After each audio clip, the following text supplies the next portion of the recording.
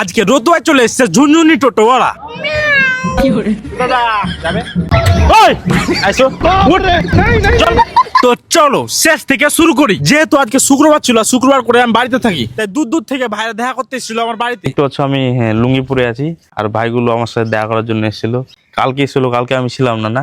কালকে ছিল না, বাড়িতে এসে দেখতে পেলাম দাদারটাও ব্যবহারটা ভালো।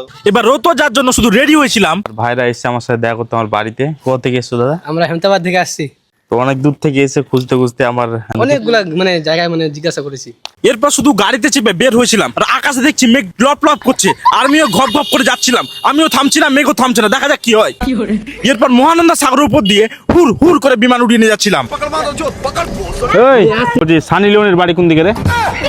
হ্যাঁ, সানি লিওনের বাড়ি কোন দিকে? সানি লিওনের হ্যাঁ জানি তো কোয়ানা রে, যাবো, খুব কাজ আছে, এমার্জেন্সি ফর্ম ফিল আপ করতে যাবো। সানি লিওনের বাড়ি কোনটা? আমি সানি লিওনের বাড়ি যাবো, ফর্ম ফিল আপ করতে যাবো, কন্যাশ্রীর ফর্ম ফিল আপ করতে যাবো।